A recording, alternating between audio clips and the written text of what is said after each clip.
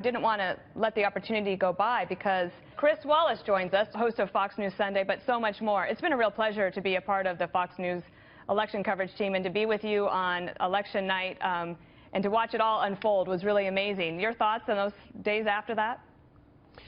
Well, look, this is an extraordinary story. I think it's fair to say, and I've talked to some historians as well, it's the biggest political shocker. I won't say upset in the sense that some people have been further behind than Trump was, but the biggest political shocker in American history, the idea that Donald J. Trump, a man who's never been a politician, who never served as a general of the Army, is the next president of the United States.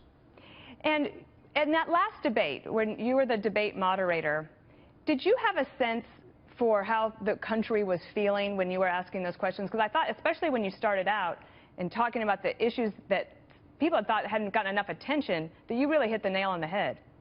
Well, I wasn't worried about what the country was thinking. I was trying to get through the 90 minutes, but you're exactly right.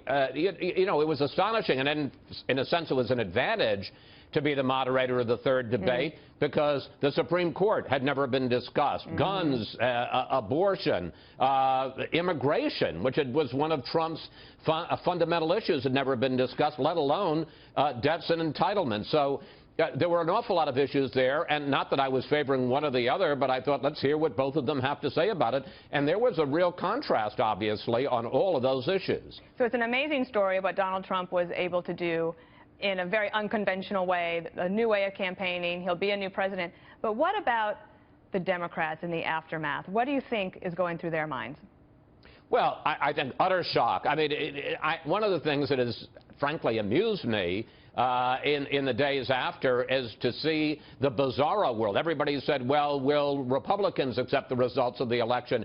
It's the Democrats who are crying foul. People talked about with the Republicans, with the Trump supporters going to be taking to the streets.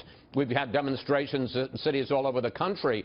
The late-night comedians, the hosts on the morning talk shows are acting like their puppy died. And then there's this, which I have to say I just find astonishing. This is the headline on Thursday, Dana, in the New York Times. The banner headline the day after, basically the first day, because the news of Trump's victory broke so late. It isn't Trump wins, new man in power. It's Democrats, students, and foreign allies face the reality of a Trump presidency. So much for fairness and objectivity on the front page of the America's paper of record. It's almost a parody of itself. This will be another presidential transition that you witness. What do you expect coming up? Because I think that both President Obama and President-elect Trump and even Secretary Clinton were very gracious. Do you expect to see that continue through?